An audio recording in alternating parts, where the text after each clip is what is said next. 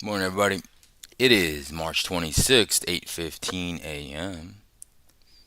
Welcome to my channel. Now we're gapping down. So this whole deal, 15-point plan, it's I guess on the table, and Iran has a lot of big demands, so it just doesn't look too great. VIX is back up, crude's back up. So this is just a lot of indecision. I know Caroline Levitt was speaking yesterday, and she was like, there is no like you said it was not like confirmed or something like that about the 15-point plan. Nothing set in stone yet. Um, so that's kind of where we're at. It's just like I know JD Vance might be going over there. Who knows? That's the thing. Nobody knows, right? So I mean, we're just in this balance, right? If you look at hourly charts right now, we kind of came down in the ES to this demand zone to the end, and now we're getting some buying, right? In the last 4 hours, you can see right here that's what we've been doing. But overall, on the daily, it's red, right? Same thing in the Nasdaq. We just kind of swept this balance that we've been in. Now, this market could just go up today, back to the balance. I don't know. I really don't. There's a lot of heavy supply now above us, and it was just the opposite yesterday. I said there was heavy demand. Now we have heavy supply. So, your guess is as good as mine. But we'll definitely do the job today. We'll analyze. Yesterday, I was in a short that I liked. Caroline Levitt was talking. Hit. I got in, and then Caroline Levitt was talking, and it's pushed the market up temporarily. I was like, great. Now I'm going to get stopped on news, but I didn't get stopped.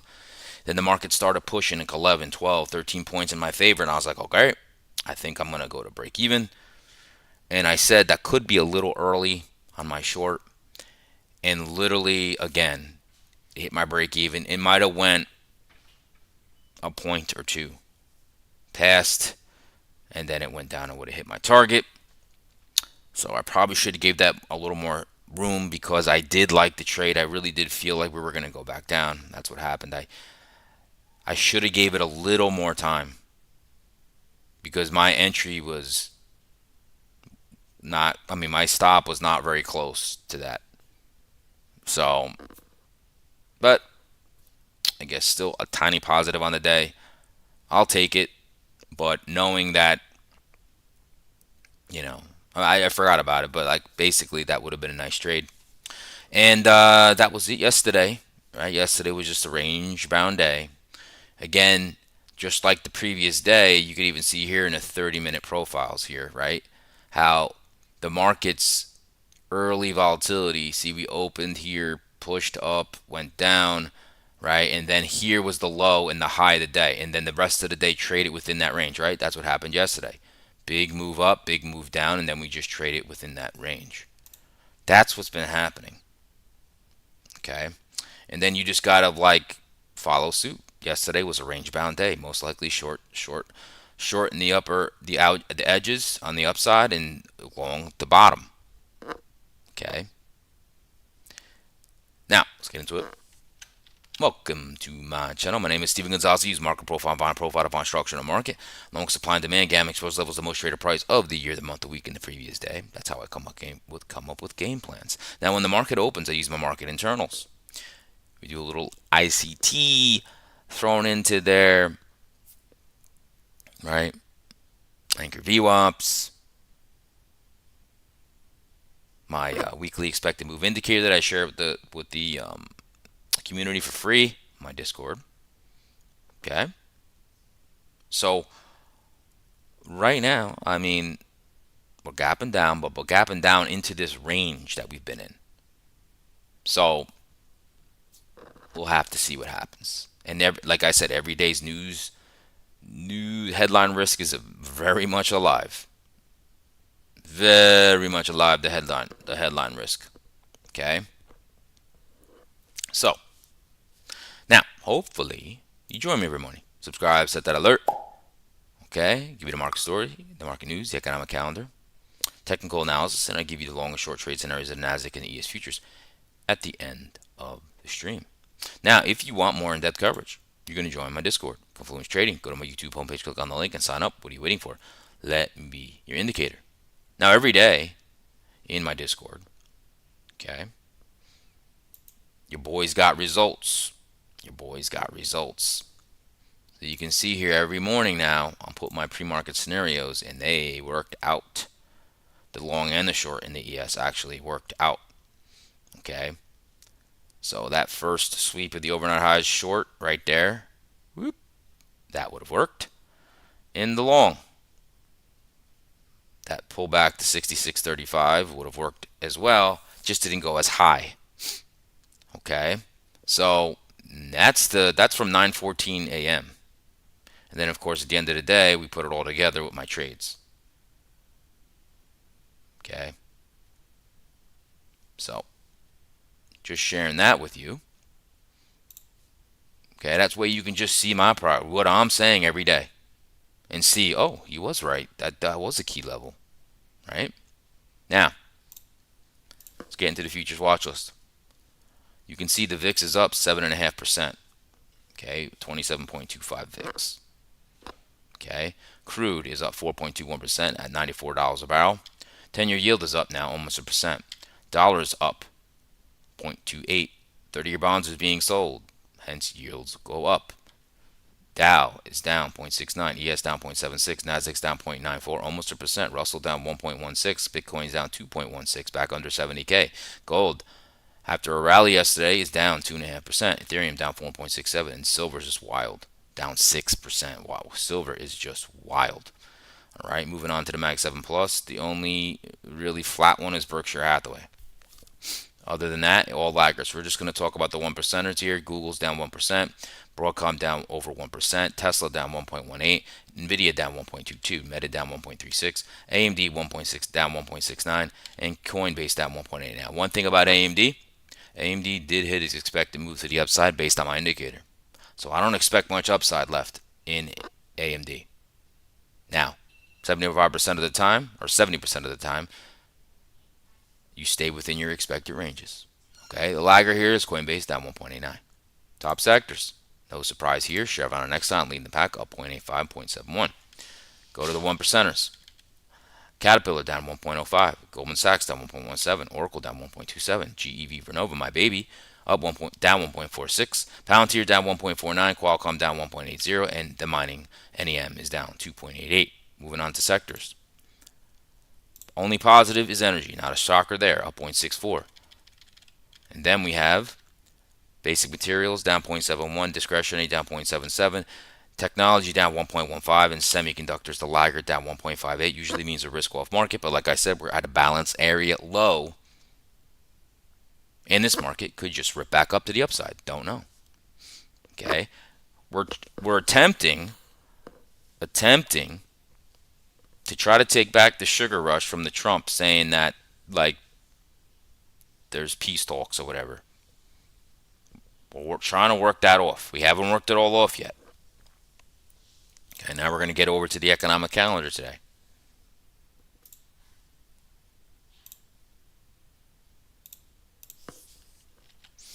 Okay, what do we have today? Jobless claims. They haven't really been moving the market lately. Let's see one stars because there's not much today. Let's see here. 30-year mortgage at 12. Not really. Doesn't really do much. Let's just switch it back. So really today there's not much. To be honest with you. Jobless claims and then there's not much. Okay. Let's look at Trump's schedule today. Now he's been talking every day. So regardless if it's not on here, let's see. President participates of time, 9 a.m. input. Okay, 10 a.m. President participates in a cabinet meeting. Okay, that's White House press pool. So at 10 a.m., he's probably going to be talking, which is, again, not the best environment to trade in sometimes because the market just gets crazy. Okay, now let's look at some news here. Let's see if there's any stock roundup here.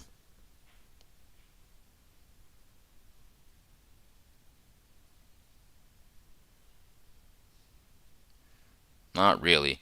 Another thing, yesterday when Caroline Levitt was speaking, she said Trump was willing to unleash hell on Iran if that he's not bluffing, which the market didn't like either. Okay. Let's see here if there's anything. Not much there either. Okay. Now, basically, the global stock and bond markets slumped as rising concern about Iran's readiness to cooperate in Middle Eastern ceasefire talks pushed oil prices higher. That's basically what we're talking about here. They're making a lot of demands that are, I don't know if they're going to get those demands met at all. And then there's this memory chip manufacturers extended losses in pre-market trade in the U.S. after U.S. in the U.S. after Google hailed a solution that could lower the memory requirements for AI. Okay, that's what I'm seeing there. Now, as far as other news, let's see. Iran war raises global growth upgrade, fans inflation. U.S. jury verdicts against Meta and Google tee up fight over tech liability shield. Let's see here. Jeffries' profit rises on deal making but misses estimates from losses on First Brands. Okay, Supermicro sued by shareholders. Wow. And then just quickly, U.S. stock index futures down following gains in the previous session as investors remain cautious about the developments in the Middle East while weighing the prospects for de-escalation. On the economic front, investors will parse through a weekly ready reading of jobless claim numbers and comments from Fed Governors Lisa Cook, Stephen Moran, and Michael Barr and Philip Jefferson. Okay.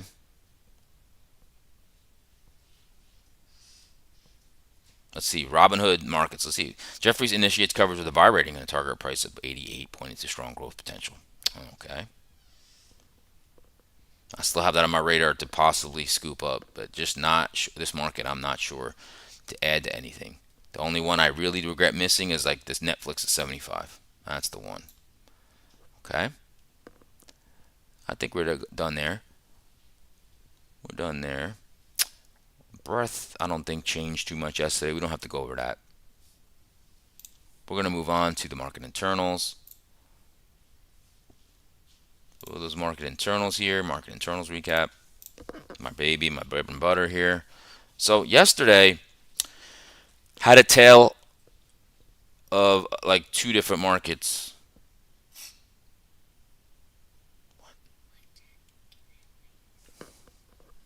Light, just the purple.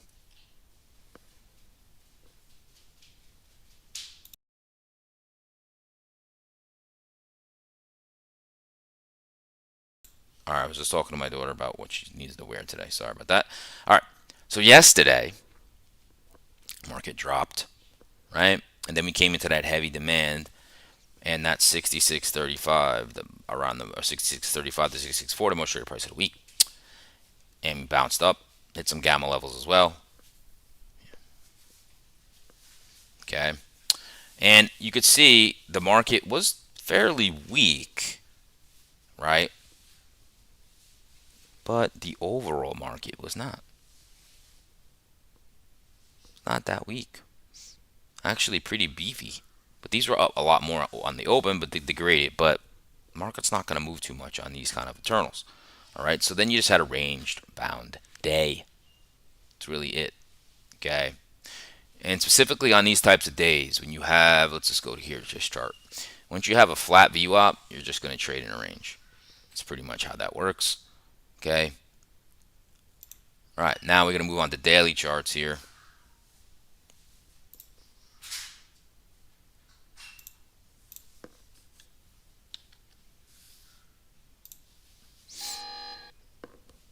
All right, let's look at these daily charts. Okay, so last week's lows, last week's close. So we had a day where we closed higher yesterday, right? Came into the 200-day moving average again as resistance. So that's why I was like, do I really want a long? I don't think we're going to go much higher here. Hence the short, right? So where are we now? 651.40. Woo, we are all the way down here. Zoom in a little bit. Right there. Gapping down. So not the most bullish look. right? And you can just see we're in this range. Okay. So let's look at futures.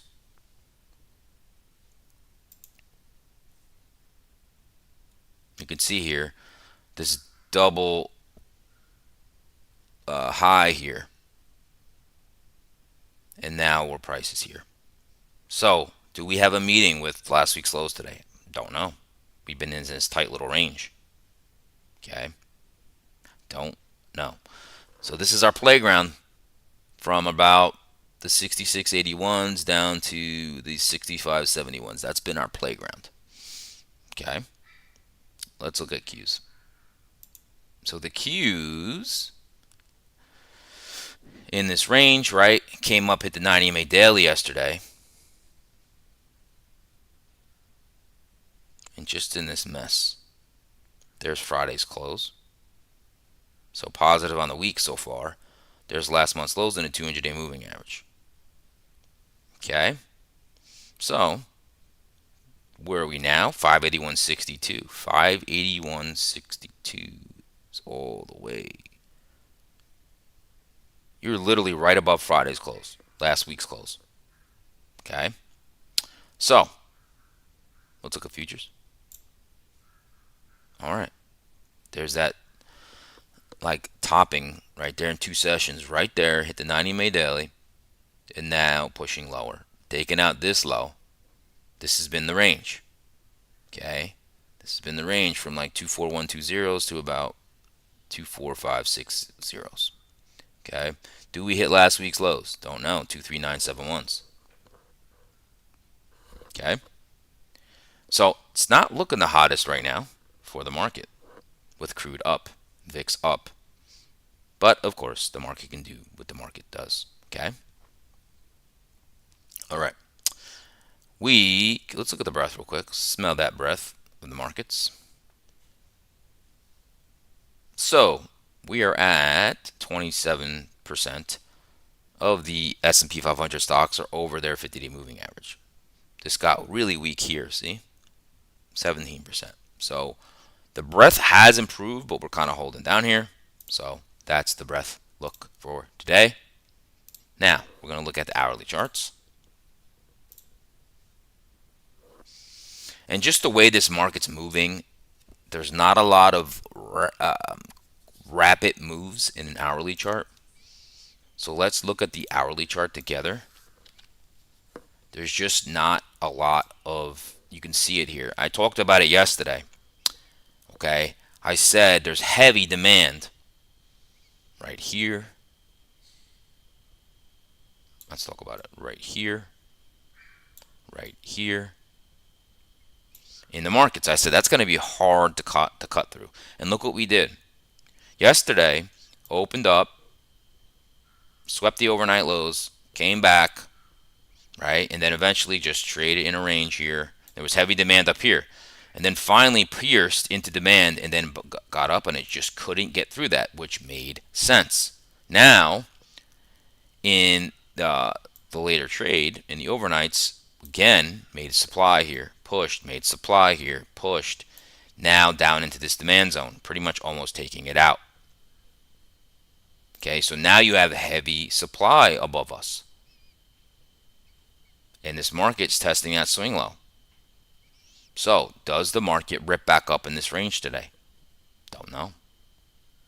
Okay, so the only thing that I could say here, if this does hold, well, we're probably going to move up here back to the 66.35.40 area, most traded price, and then maybe you go back to the other side if this market's really undecided.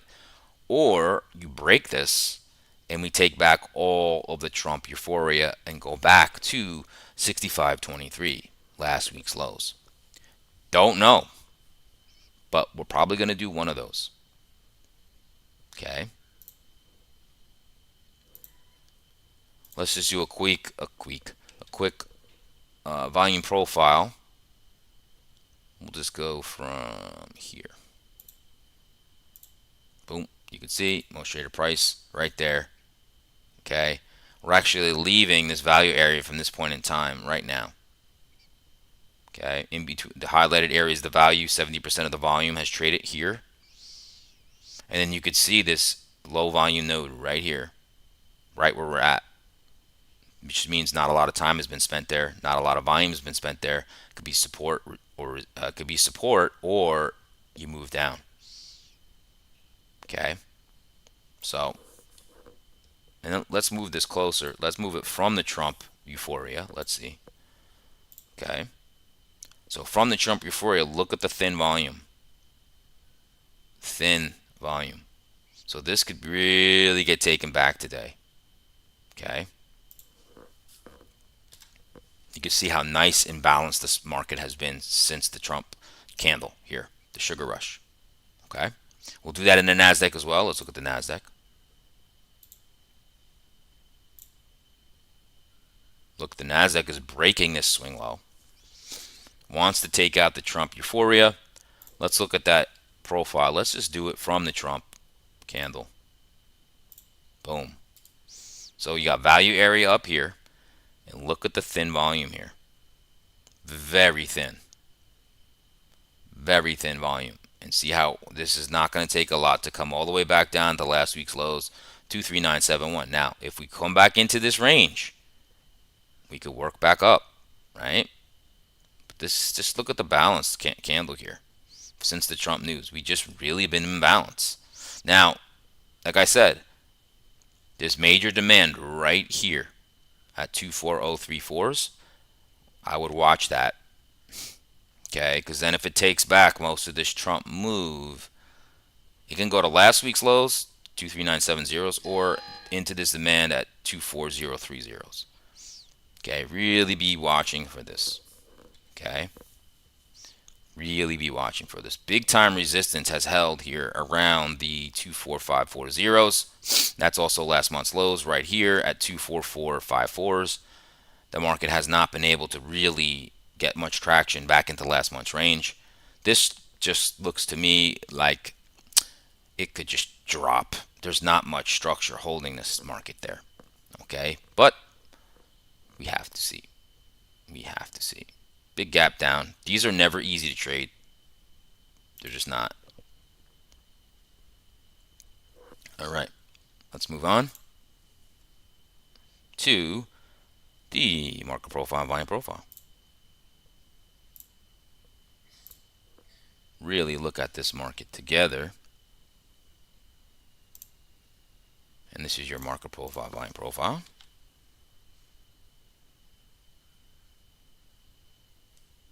All right, let's break out the session. All right. Now, beauty of this chart. And so let's get right into the ES, long and short trade scenarios.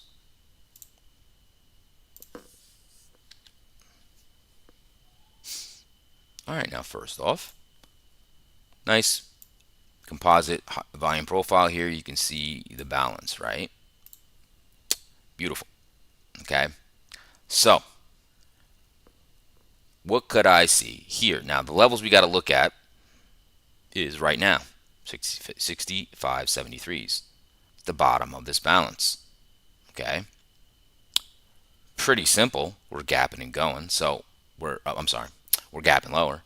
Where's our gap fill? We got to put that there. 66.16 is our gap fill. So that's a very important level. All right.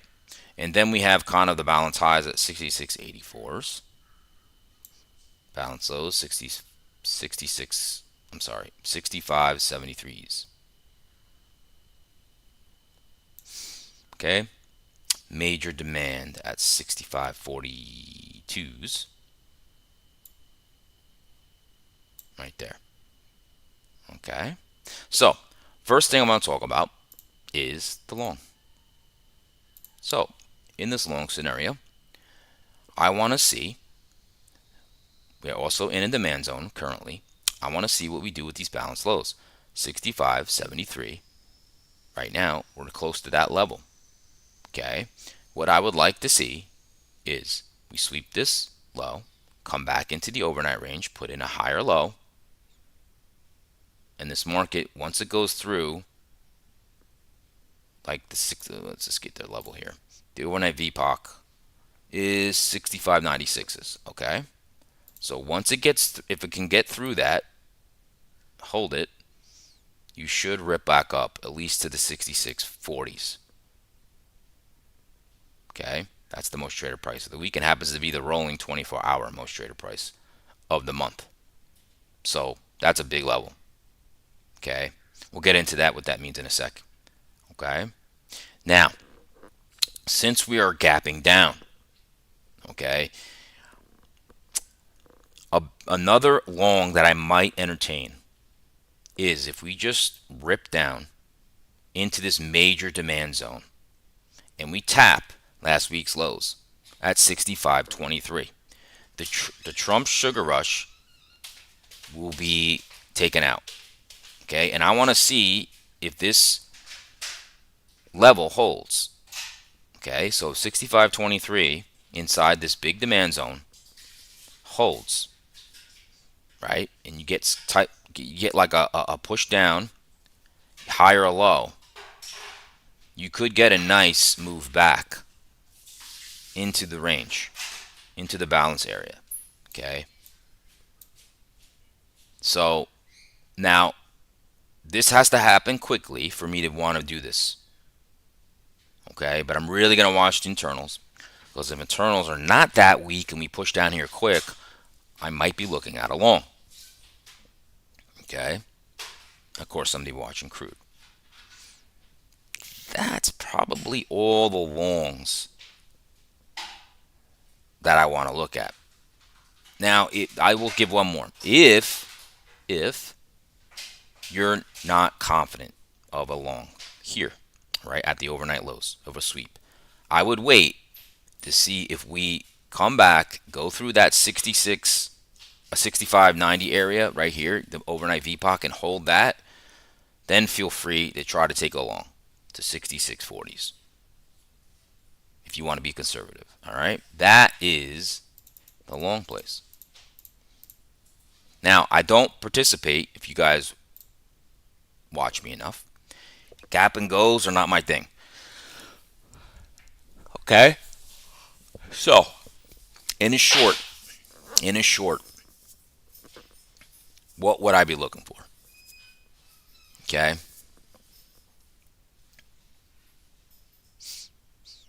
Now, I should say this. Before I talk about the short, in some of those long targets, let me change that and to say your target should be gap fill if you're in a long 66.16s, okay, and then go for 66.40s. I just wanted to clarify that. Now, in the short scenario, okay, I'm not crazy about anything here. I mean, I know it could work, right? I would rather I would rather get something like a sweep, like I talked about in my long scenario, and then a push up to gap fill into this supply zone, 66.16. Okay. Now there is like a little bit of a swing higher, 66.20. If that gets swept, push back, lower high. Okay. This could be the short to go target 65.23, last week's lows, in that major demand zone. Okay. Now, conservatively, if you gap and go, and let's say you gap and go, right, and then you just kind of holding here, holding. Now, like I said, I'm not the hugest fan of this. You could try to get some kind of sweep of this balance area, little consolidation to look to target. Like I said, I'd prefer the first scenario I said. Okay. That's really it for the shorts and for the long and short and the ES. Okay. Now we're going to move on to the NASDAQ. Wrap it up here. Okay. Let's break out the session.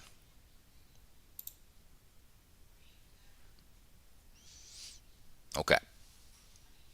So we broke the balance lows in the NASDAQ. Okay. So let's get into the NASDAQ long and short trade scenarios.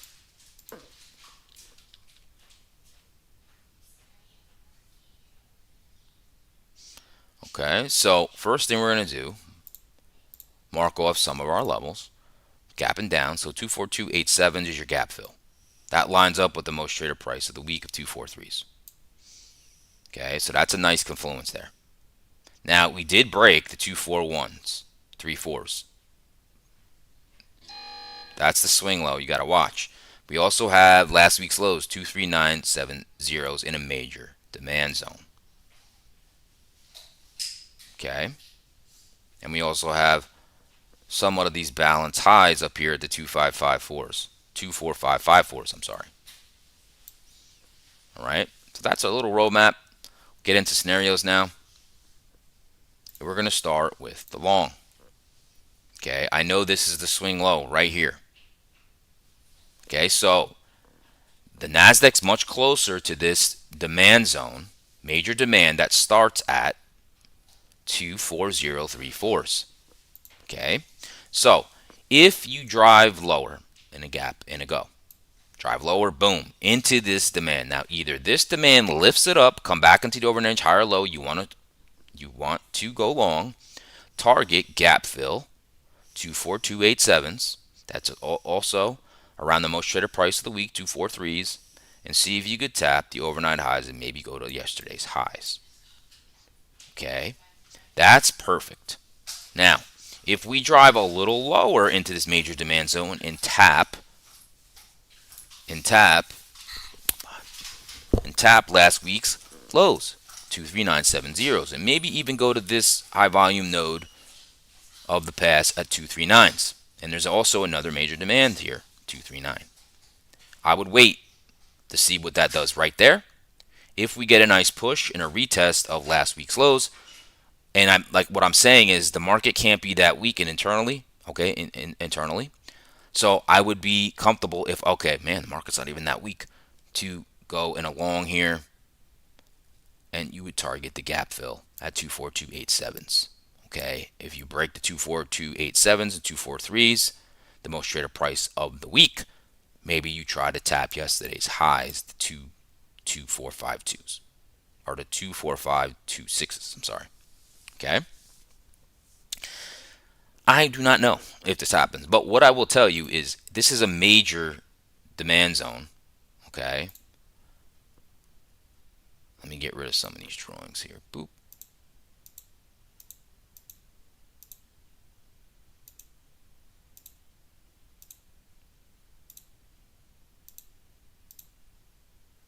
Okay. So, what would I say? I lost my train of thought there. Yeah, I lost my train of thought. So, we're going to go into the short scenarios now. Okay. Sorry about that. So, shorts. Okay. Now, we could definitely gap and go. I am not interested right now looking at that demand zone in the Nasdaq staring at me. That's major demand. Okay, it's a 6 or 8 or 12-hour demand zone. I will not want to, in overlapping demand zones down there, I will not really be too keen on shorting into that. You're asking for trouble. Okay, so what I would like to see is if the market come back, okay, whoop, and let's fill that gap.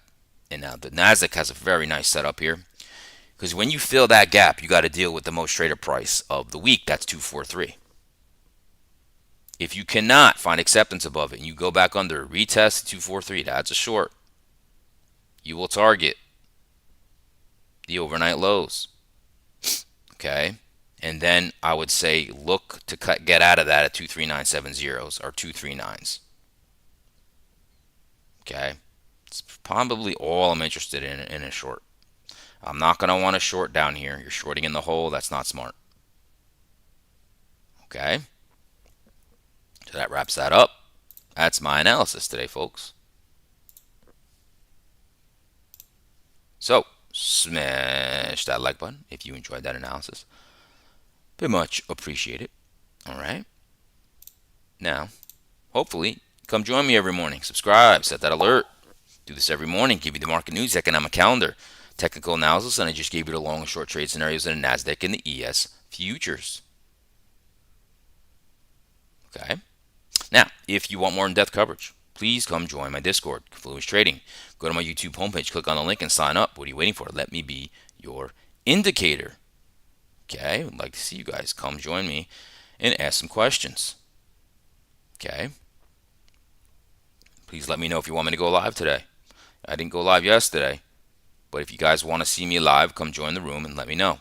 Okay, otherwise I'll probably just be posting updates. Okay, alrighty.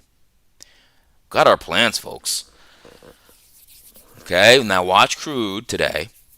And like I said, we're at a point where I definitely think the easier move might be the pullback short, gap fill short, to take away the Trump sugar rush. Or if we push down very quickly and take care of all that structure from that move from the peace talks initially, that could be the long. So that's kind of my mind space right now.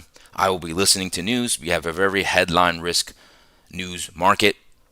Okay. That being said, I wish everybody good luck today. Remember, no trade to trade.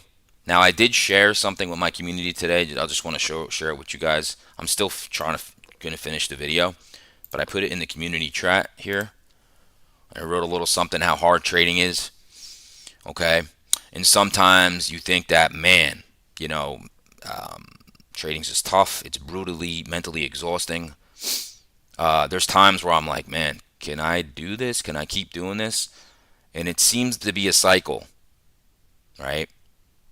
So I might be trading 7 years, but I haven't been day trading with the process for 7 years. I've been day trading with the process for probably like 2 years and change, with like a regimented process.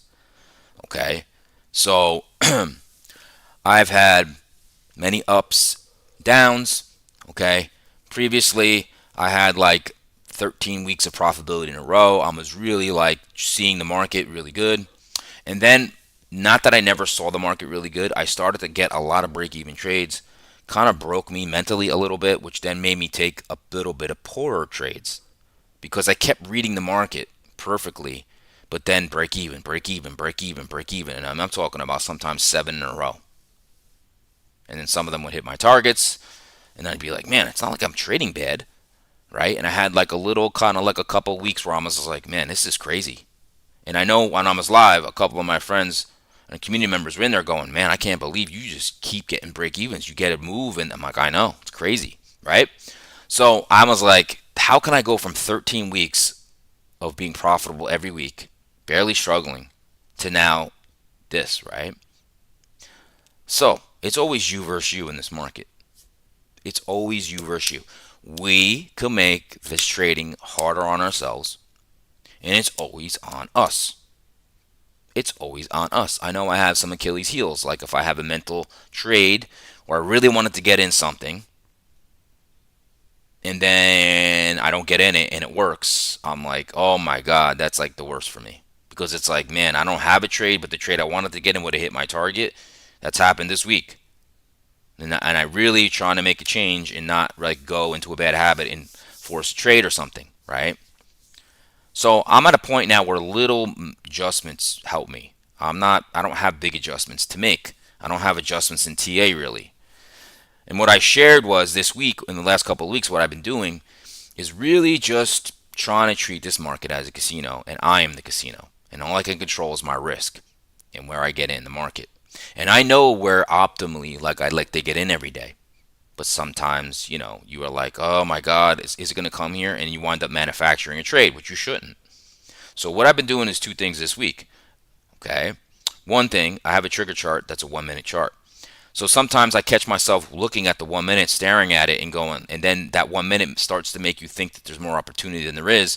So what I've been doing is mapping out a chart, obviously, looking at the higher time frames, and then once I see the market start to prepare, like look at it, like the market start to shape up, what I've been doing is I might like look at the 1 minute, map out some things, but then I switch over to the 5 minute, and then while I'm looking at the 5 minute going, now I set alerts and watch the 5 minute and I watch the 30 minute and the 1 hour. What that's doing is I get off the 1 minute of staring at it. I have my plan now. I have alerts set. And so then I start like talking to the community. I start doing other things instead of staring at the 1 minute, right? Trying to think there's an opportunity every minute. There's not. That's a big change. Okay? And then while I'm in a trade, let's go to this part. And then I don't negotiate a poorer price than what I want when I enter a trade. If it comes to an area that I want, I'm either taking it at the area I want. I have to take it there. I don't want to settle for a trade.